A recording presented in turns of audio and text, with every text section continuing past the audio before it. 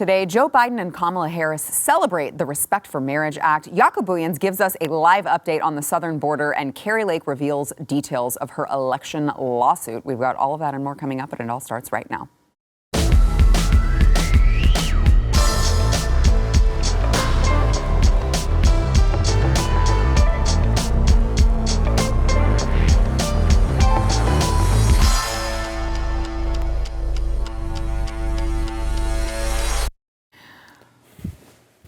Welcome to the news and why it matters. I'm Sarah Gonzalez, and I am joined today. You may have seen his hand, mystery hand man over here, Alex Stein, of course, BlazeTV host of a show coming to you very soon. Right, Sooner than later. We see. Okay, we see your hands. All okay, right, enough of the hands. I know. I feel like what is it? Will Ferrell and Talladega Nights. I don't know what to do. What do I do with my hands? But I know what to do with my mouth, and that's moving on to the next guest. I hope your mouth is not moving on to me. That would be wrong. Actor and producer extraordinaire, Matt Marsden, who is looking extra dapper today in that shirt. I had a compliment today, and I'm very happy about that. So thank you. You're welcome. So I want to get to all of this craziness over at the Respect for Marriage Act ceremony and signing of the Respect for Marriage Act, which, you know, as we know, is just about, it's only about two adults who love each other having the same rights as everyone else. Well, during all of this, Joe Biden claimed that racism, anti-Semitism, homophobia, and transphobia are all connected. Watch. Folks, racism, anti-Semitism, homophobia, transphobia, they're all connected. But the antidote to hate is love. This law and the love it defends strike a blow against hate in all its forms. Okay. He also said that, I want you guys to make sense of this one when I play it, okay? Biden also said that it is wrong that a person can be married in the morning and then thrown out of a restaurant in the afternoon. Watch. Justice Thomas went even further, and he wrote the following, quote, "We should reconsider all the court's substantive due process precedents, including Griswold, Lawrence, Obergefell. That means he thinks we should reconsider whether you got the right to access to contraception. And yes, we should reconsider whether you have the right to marry who you love. And that's not only the challenge ahead. When a person can be married in the morning and thrown out of a restaurant for being gay in the afternoon. Wait, what? This is still wrong." Gay in the afternoon. Wait, I have a lot of questions. Why are you going to a restaurant if you just got married in the morning? Wouldn't you want to go on your honeymoon? Who is getting thrown out of restaurants for being gay?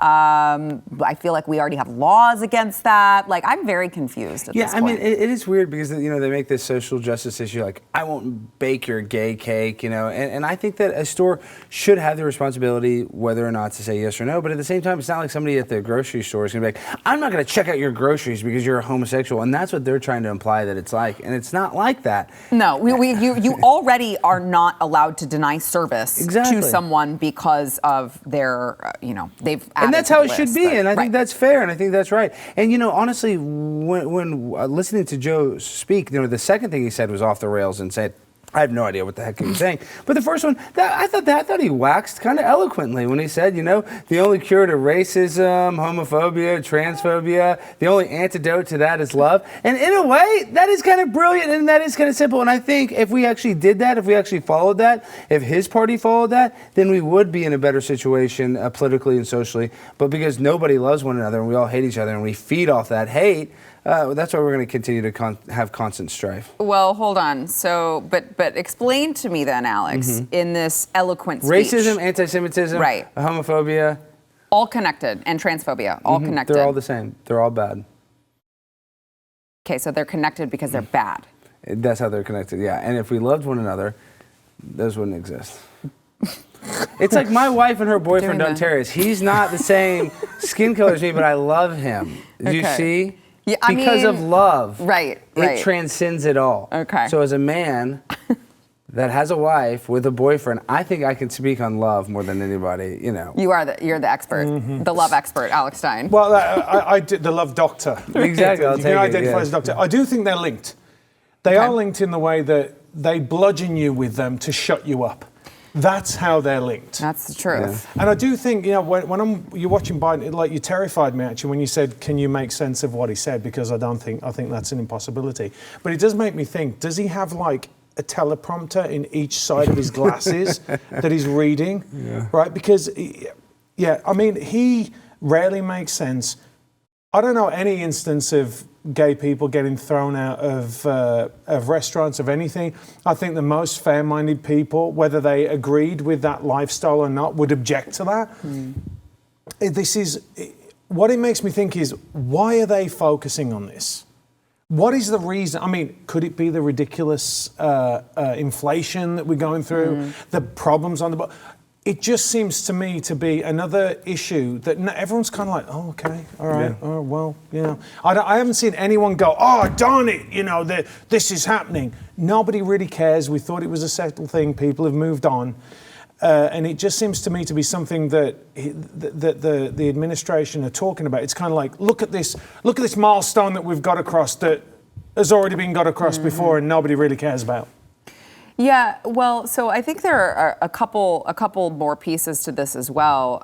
Number one, I know that within this ceremony, at one point, he said, this is a step in the right direction, right? So this is just another step down the slippery slope that we have seen them do when, as I mentioned at the beginning, it was all about, first it was like civil unions, right? Well, we want the same tax benefits and the same benefits when my loved one goes into the hospital, and the same, you know, we just want the same benefits that straight couples get. Okay, civil unions. Then it was, well, no, we want marriage. Okay, we'll give that to you. Well, no, hold on.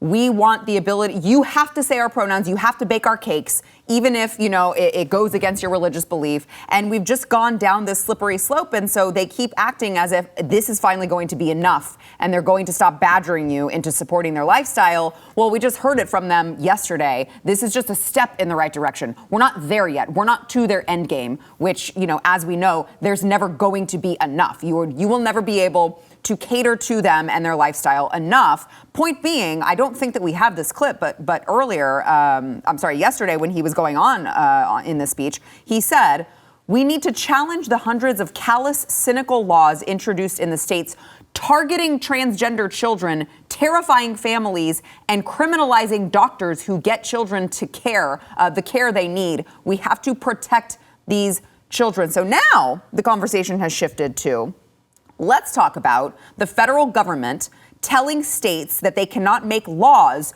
against the mutilation of children's genitals, right? The states, this is what Joe Biden, tell me if I'm reading, I'm reading between the lines too much, or I'm making stuff up. To me, he just said we need to challenge the laws introduced in the states. The federal government now says we want to prohibit the states from saying, this is child abuse. You should not be able to give your children under 18 cross-sex hormones. You should not be able to give them puberty blockers. You should not be able to cut off their breasts before they're the age of 18. Now he's saying that the federal government needs to step in, and he's calling it protection of children. Matt, you're a parent. I'd like for you to I mean, this attack on kids is just unbelievable, and I think that people have to understand. And you know, we've had this conversation before about people actually getting involved, right, and standing up. You've gone and done it. You went down to the drag queen, family-friendly drag queen shows, and what it is it's. Who would have thought even 5 years ago that we'd even be having anything like this discussion? Right. Right. It's absolutely insane. And the one thing that is most precious, the one thing that every person on this planet should agree on, is protecting children. And look, we all know if you have kids, you know, as we said before, they think they're dinosaurs one day, the next day, look, I'm a shark, I'm this, I'm that. you just let it play out. You don't like entertain those things in the same way that you don't let them put a knife into the plug socket. You are an adult and you are there to protect them from harming themselves.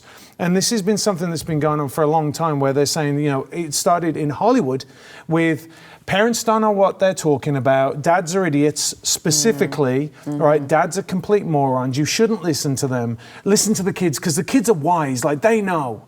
And all this is all coming together. It's all gelling together. You can see it. And this is one of the things, conspiracy theories, you can't say conspiracy theories anymore. That is gone. It's been debunked. Nobody can say that you have a tinfoil hat anymore, because all these things that people have been like, hey, you got to watch out because, you know, they're going after the kids, and people are like, of course they're not going after the kid. Decent people don't go after kids.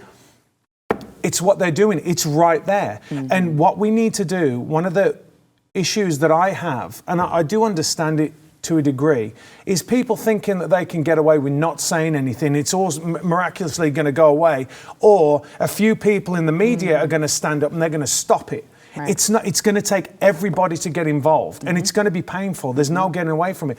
But if we all join in together, if you watch Shark Week, right, and you watch the great white sharks, they wait in South Africa. They wait for the seal, the one seal, the stray seal, to go away, and then they go for it.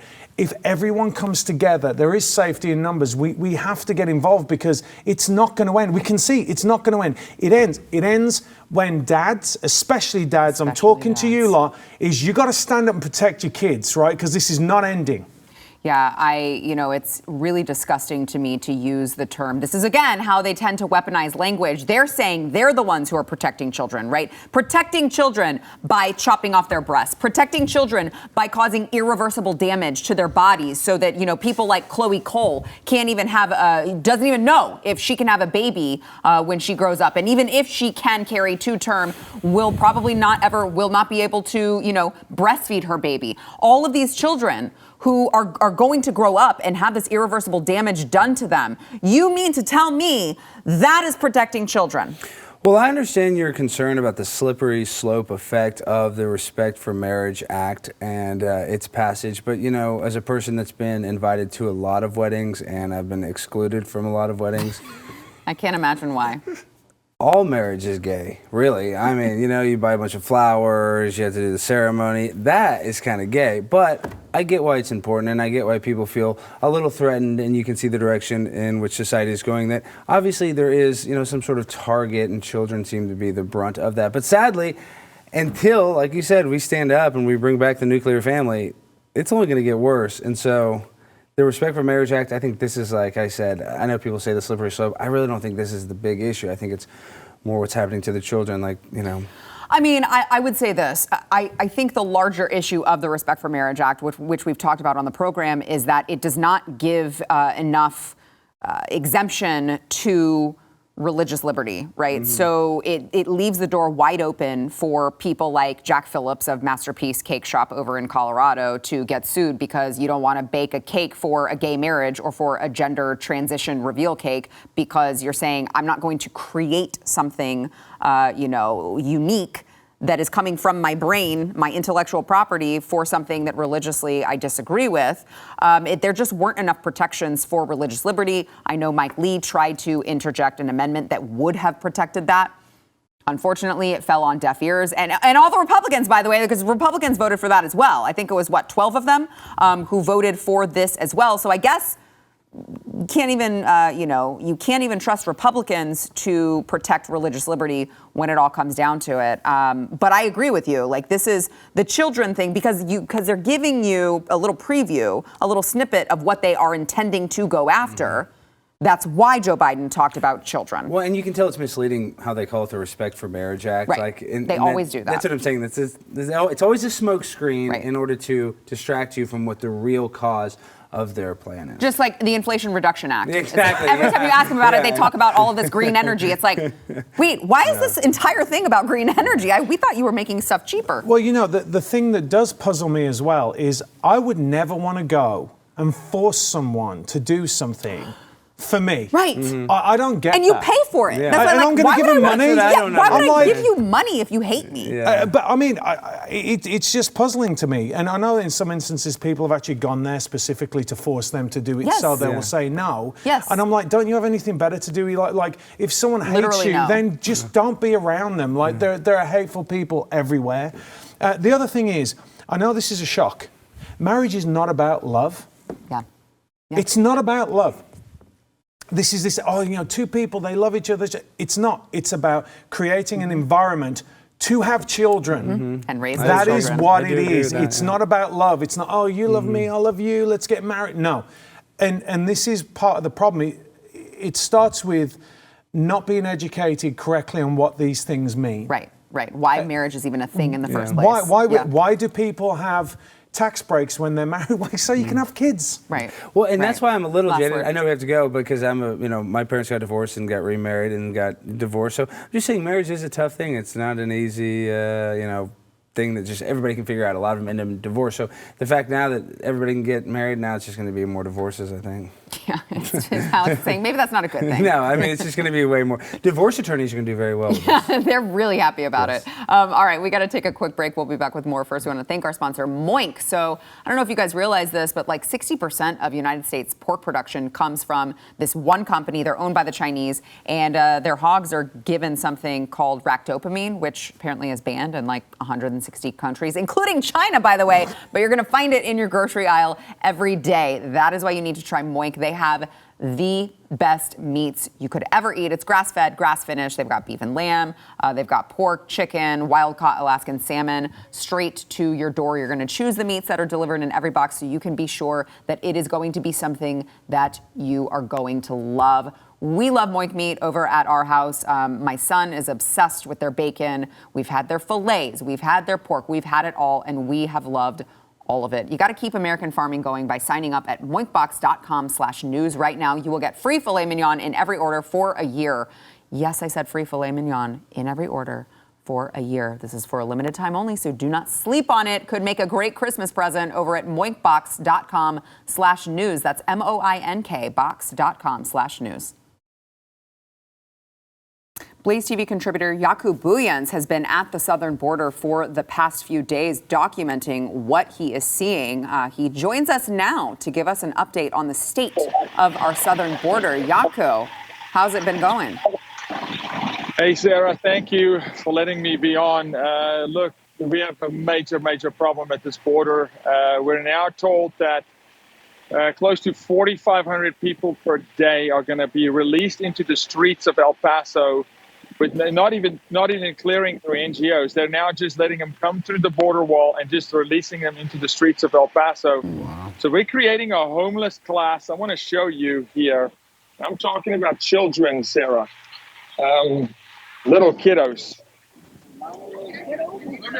Children laying here under blankets. 2, 3, 4-year-olds. It's a bad scene, Sarah.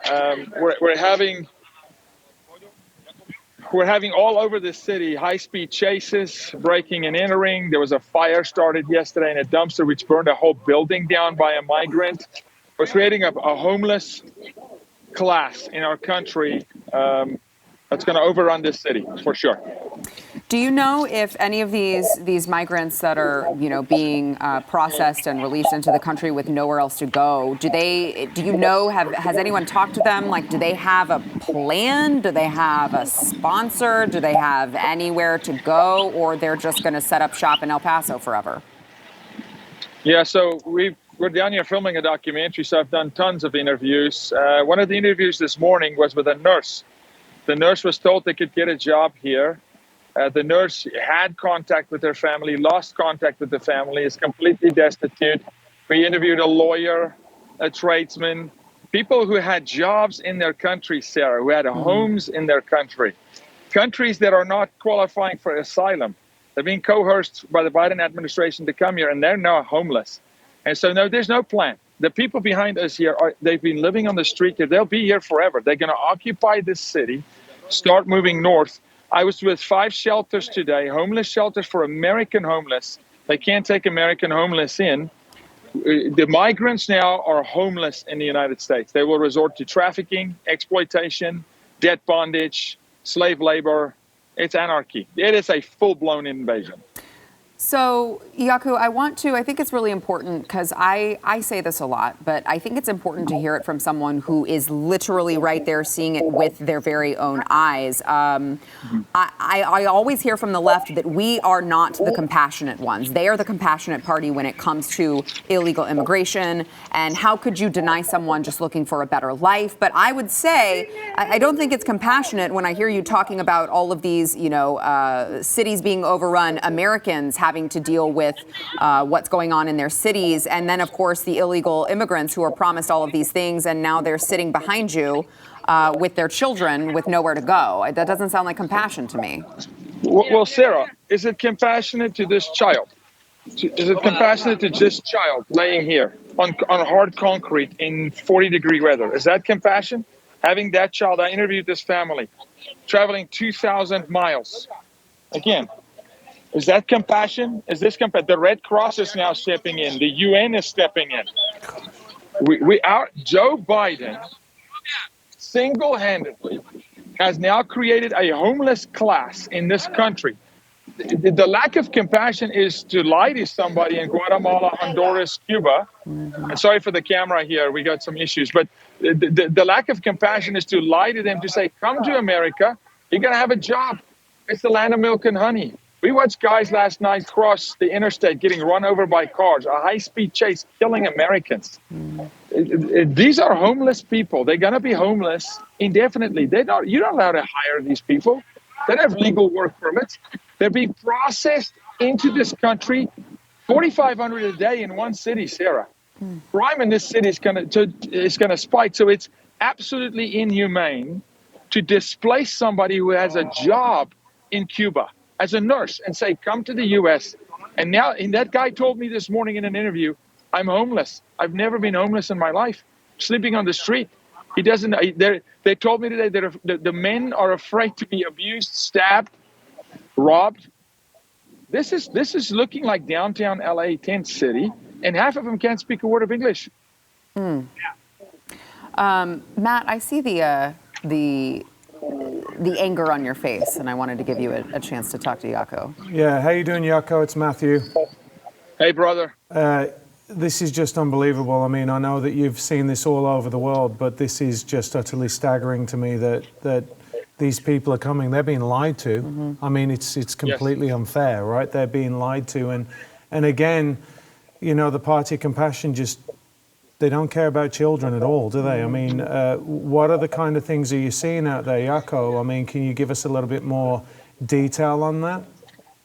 Yeah, last night we had a chase. We actually took down a radical member from Turkey. We actually apprehended him. Border Patrol told us to release him. Children, the footage I can send you, Matt, rescued children.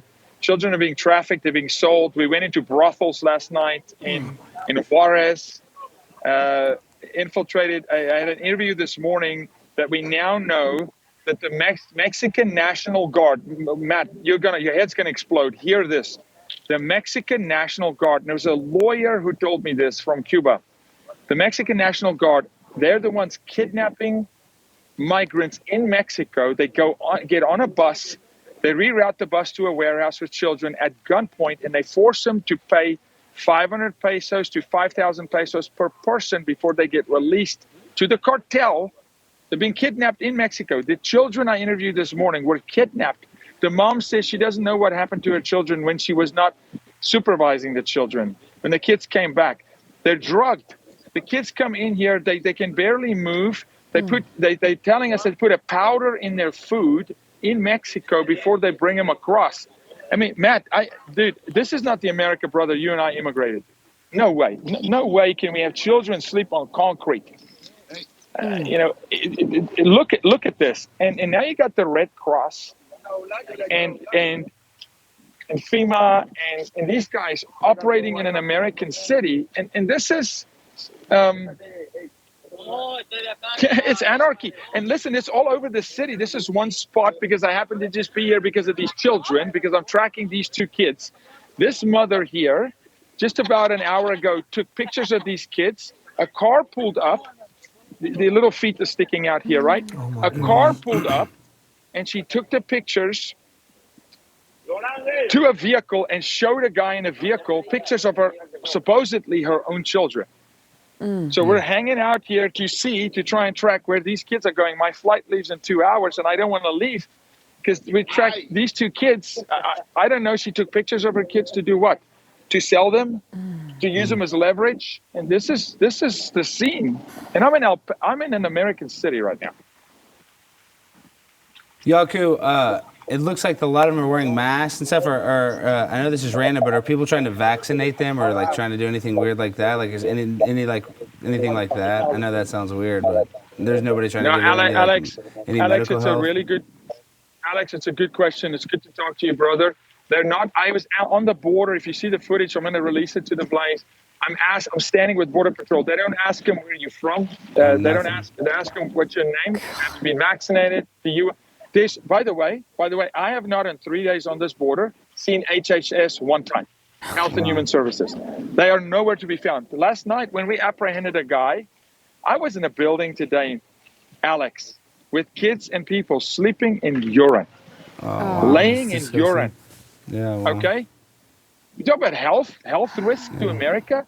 We think what they did to us, forcing people to lose their jobs with vaccines, and who knows anything. You could bring Ebola across this border. Heck, I was in a place yesterday where you can sneak a dirty bomb into this country, Matthew. Oh, wow. This is insane. There's a Trump border wall behind me. Beautiful wall, as the president would say. About a quarter mile behind me is the river, right behind me. Okay? And there's a Trump wall. The gate is left open with no border patrol, and they're allowing them to come in. They just come in. Just flood into the country. So no, Alex, they're not asking them, are you vaccinated? Are you sick? Nothing. They're overrun. We are completely, this city is overrun. Wow. Well, Jaco, we all appreciate all of the great work that you're doing over there. And please, I know you said your flight leaves in a few hours, but just be safe, please. We will. Thank you. Appreciate all three of you. Thank you so much. All right. Thank you. Talk soon. All right. Whew. Okay, that was a lot. We got to take a quick break. We'll be back with more. First, we want to thank our sponsor, Birch Gold. So listen, I don't think I need to tell you that times are tough right now. You just watched that. You see what's going on right now. Tougher times are ahead. There's going to be more wasteful government spending. Inflation is going to get worse. It's going to get worse, guys, before it gets better, and you're going to need to protect your hard-earned savings from the left. The answer, of course, is gold. Gold is the world's oldest, most proven form of currency. It's there for when inflation soars, kind of like right now when other assets go sideways, and that is why Birch Gold is thrilled to introduce a new product that reimagines gold as currency. It is the Goldback.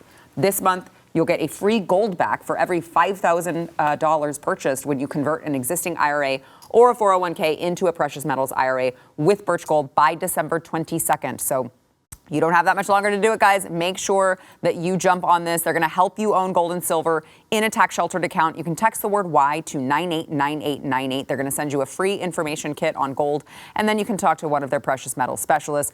I highly encourage you guys to diversify in gold, and I'm telling you this because it's advice that I have taken myself. So I really, please, if you don't do it with Birch Gold, do it with someone else. Just do it. But I'm telling you, Birch Gold, they're the experts. They're going to help you. You can text the word Y to 989898. Kari Lake recently filed a lawsuit over the Arizona gubernatorial election. The suit names Katie Hobbs and Maricopa County Recorder Stephen Richer as defendants, along with other Maricopa County election officials.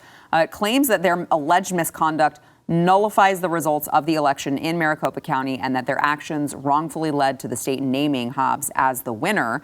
It seeks a series of court orders, including setting aside the certified result of the 2022 Arizona gubernatorial election and declaring that Kari Lake is the winner of the 2022 election. She posted this video to Twitter yesterday detailing some of the points made in the lawsuit. Watch. My legal team has been working nonstop, investigating and gathering sworn declarations from whistleblowers and witnesses, building the strongest election lawsuit in U.S. history. Our lawsuit exposes many of the issues that have plagued our election system in Arizona and disenfranchised hundreds of thousands of Arizonans. My lawsuit includes a declaration from a whistleblower from Runbeck claiming that nearly 300,000 ballots with no chain of custody were counted, infecting the legal vote count, when the election's laws and rules clearly state that they should not have been counted at all. Other whistleblowers came forward to declare under threat of perjury that tens of thousands of ballots did not pass the signature verification process set up to keep illegal ballots out. Also in our lawsuit, surprise, surprise, 25,000 ballots appeared out of nowhere 2 days after Election Day. And many more uncounted Door 3 ballots were mixed in with already counted ballots than Maricopa officials admit to.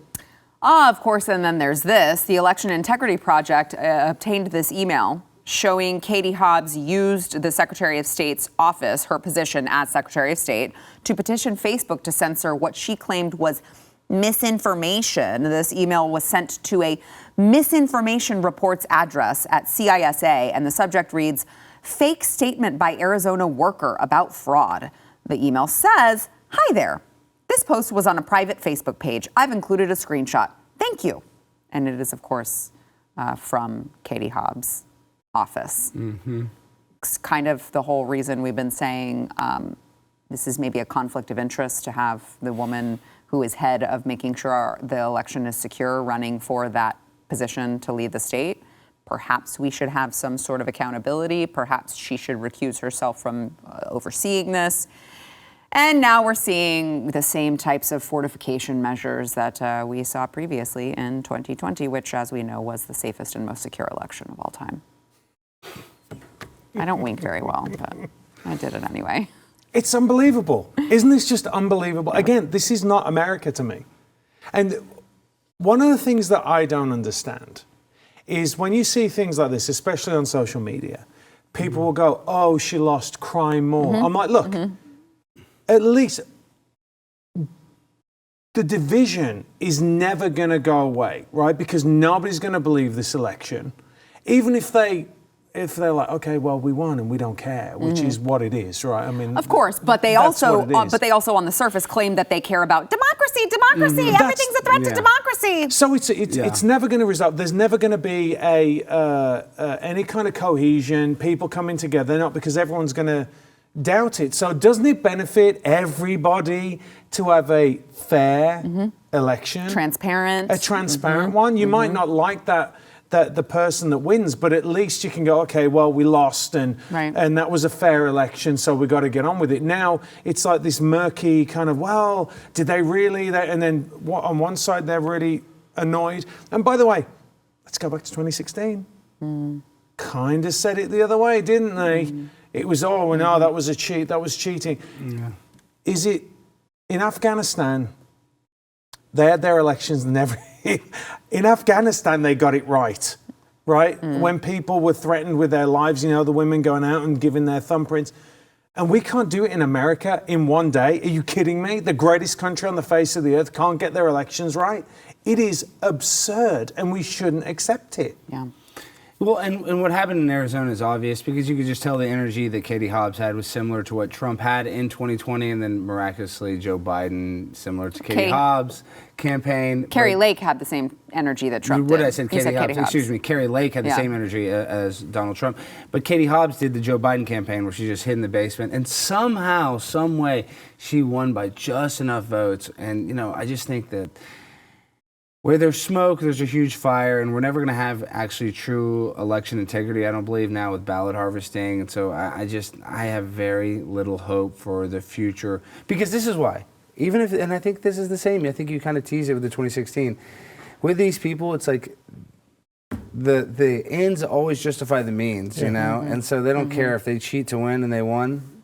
And I think they're right. If they had to cheat to win, they would do the same. So it's just a rigged system, and it's all created by a bunch of crooks just to subvert, you know, the good American people like us. See, I disagree with you on if the right would do the same thing, because I think they've had every opportunity, and they seem to the I don't think we're establishment gonna right. win. I guess the establishment right. I just don't think we're going to win until we decide to have to do that. No, I sadly, mean, is you my got to fight big fire with point. fire. Yeah. And I think for so long they've been like, we're the morally sound ones. We can't stoop that low. We have to have integrity. And it's like, well, look where that's got us, guys. Look where that's got us. Yeah. We've got record high inflation, and we've got Joe Biden asleep most of the time, half dead at the helm of things, and things are going really great since you guys want to pretend like you're well, oh my gosh, your morality, you don't want to stoop too low. Okay, gotcha. But this is this ridiculous notion that if you have the right ideas, then you're just going to win. Right, It's not right, true. exactly. It's just Exactly. not true. Yeah. Exactly. Like, you have to fight for it. Like, Yes. you have to get out there and you have to understand that sitting back, well, you know, we did the right thing and they did the wrong thing. Well, look at what that's done and look at the power it gives them. Yep. And how they wield it. Yep. They wield it like a cudgel every single time. And we kind of go, oh, well, I didn't realize they were going. Everybody knew this was going to happen. Now, whatever you think about, let's just say you think that the 2020 election was Perfect. Fortified. right. So let's, if you looked at it like that, the way I looked at it is like that. He won, but in my brain, I cannot see that he got that many votes, right? Whatever anyone says, I don't think anyone really believes that he beat Barack Obama in votes, right? I just don't believe that. So what would be the normal, logical way if you were going to cheat? You do exactly what you said. You'd be like, hey, listen, like, we kind of overplayed our hand last time with like 81 million votes. We got to dial it back. Let's just make it just enough. Just enough to get over. And so people are looking at this, and even, let's just say, even if it wasn't true, let's say even if she did win legitimately, nobody has any confidence in the elections anymore. They just don't. Yeah, that's the problem. It's like That's the issue. There are too many convenient, coincidental things that happen that just so happen on election night or in the days that they are taking a lot of time counting these ballots to make anyone say, yeah, this is totally legit. Nothing's going on. Nothing to see here. And they that just is lie. The problem. They just keep Right. lying. I think that's the main thing. Like, people look and they go, if you were just honest about it, Right. and especially the media on the left, if the media was like, hey, listen, you know what, we do need fair elections, Right. because then it's. But the truth is they do want a divided country. They do want people to be at each other's throats, and this is a perfect way of doing it. Well, and I just Last make this word, real quick quick. point. It's like it only takes one big county like Maricopa to just cheat the whole thing. So Yep. people think it's like so hard. It's like, no, you just need a few select counties and a few select states to really rig the whole thing. Yeah, that is true. All right, we got to take a quick break. We'll be back. Again, I don't give a shit about. You can do that effect. Yesterday, the criminal charges against former FTX CEO Sam Bankman-Fried were unsealed. So a Manhattan federal grand jury charged him with conspiracy to commit wire fraud, conspiracy to commit commodities fraud, conspiracy to commit securities fraud, conspiracy to commit money laundering, and conspiracy to defraud the Federal Election Commission and commit campaign finance violation. Wow. That was a mouthful. He allegedly used billions of dollars from customers for his own personal use to repay loans owed by Alameda Research and to donate millions of dollars to political campaigns. He was, of course, as a reminder, the Democrats' second largest donor, just second to George Soros. He faces up to 115 years in prison and was denied bail due to being a flight risk. But I thought it was very fascinating that his lawyer was like, well, we think that he should get bail because he can't be in jail because he's vegan. And depressed. Vegan and depressed, Yeah. which I feel like probably go together. Yeah. Well, you can't Because get I would be depressed if I was vegan too. Well, it's not that, but if you're going to jail, you can't go to jail if you're depressed. You have to be really fully happy. Yeah, you have to be happy to go to jail. No, I mean, I hope Sam Bankman-Fried goes to jail, and I hope he gets a new boyfriend, and I hope he has the full jail experience, because I don't think there's anything worse than stealing other people's hard-earned money. I mean, obviously, the sexual exploitation of a child is worse, but I mean, seriously, stealing and the way he did it, you know, giving away all this money to celebrities and did it so, like, ostentatiously. That's what bugs me. This guy just willy-nilly, like he's the king of the world out of nowhere. They were writing Times Magazine saying that he's the next J.P. Morgan Chase. So, you know, I hope this guy goes away for a long time, and it scares future crypto bros from, you know, stealing people's retirement savings. Yeah, Matt. I still can't believe people do this in this day and age. It's mind-boggling to me that these people have such massive egos that they think that they can do this. And it won't catch back up to them. Yeah, and it won't catch up with them. It does make you think, well, why do they think that? Why do they think that they are untouchable? Why is that? But it does make me laugh. Like you said, it's like, oh, he can't go to jail because he'll be depressed. Right? Every time you see someone go to jail, they're like, yes, I get to work out all day. My wife's not nagging me. I get an hour of outdoor time. Yeah, but if I can't get my cauliflower pizza, that's it. It's puzzling to me that someone who actually gets paid as a lawyer would say that. That's kind of funny. And I just want to throw this back out here. I think either something's going to happen similar to Jeffrey Epstein while he's in there, and we're not going to know what happened, or I think the court documents will forever be sealed. The important ones that we want to see, was he money laundering, sending money to Ukraine to have Ukraine send it back to these Democrat donors? Who was involved in this? I think it's going to be like the Ghislaine Maxwell thing where the judge seals all of the important, relevant parts. You're right about that, but my second favorite big booty Latina, AOC, when they asked her about it in her Instagram, she said that Sam Bankman-Fried was actually the second biggest Republican donor through shadow groups. So I guess my point is they're going to try to make it some convoluted mess, and we're never going to know. And now they're going to say that he also played both sides. So I think you're right. It's going to be another Jeffrey Epstein hung out with Donald Trump and the Bill Clinton type situation. Which is so lame because I'm like, even if Republicans were in on it, I also want to know that. Yeah, but Maxine Waters is already running cover for him. I know. Okay, so we already know these politicians are running cover. So are we going to ever get the straight facts? Doubt it. So we have a little bit of time. Let's play Maxine Waters, who tried to end the FTX hearing before Republican Representative Lance Gooden. Accidental. Yeah, he didn't even have a chance to question the witness. Watch. Record the closing statements from Ranking Member McHenry and myself. And I'd like to thank you, Mr. John Ray III. Chairwoman Waters. For your presence here today. Chairwoman Waters, I've not had an opportunity to testify. She's shook. Or to question the witness. I'd like to thank you for your presence. Chairwoman Waters. And for the Parliamentary inquiry. Yes. Are all members entitled to question witnesses? You are, and if you would like to list the votes on the floor for everybody. Hey, it's the chairwoman's prerogative to call a recess. 1 moment, please. That's your decision, not mine. Just 1 moment, please. He should. You may go right ahead and have 5 minutes. Thank you. Thank you, Madam Chair. Ooh, she was mad that she had to give him his 5 minutes. But to Alex's point, Matt, I'm going to give you a last quick word here. To Alex's point, she was very, very, the same woman who was seen blowing kisses to this guy, Sam Bankman-Fried, previously, very quick to try to shut this down. I mean, come on, it's corruption. I mean, we all know it, we all see it. But here's the funny thing I want to say about AOC, about what she said. If anyone that has kids know this, you pull one kid up, maybe they've slapped the other kid or they've done something, and you say, you should not have done this. What do? They go, but they did it first. It's irrelevant. Please address your own issues, right. And then we can look at the other ones. But if you point the finger at the other person all the time, nobody's going to care. Yeah. So address your own, your own issues, your own problems, your own corruption, and then, then we'll move on to these guys, because guess what? We want to hold them all accountable. Yeah, exactly. Accountability. Yeah. We got to take a quick break. We'll be right back. Honestly, this morning, Fortune magazine published an article with the headline that says, people who skipped their COVID vaccine are at higher risk of traffic accidents, according to a new study. Yeah, you try to work that out over there in your head. But they say that they theorize that it must be because the same people who are so negligent to just ignore public health recommendations must also be that way with traffic rules.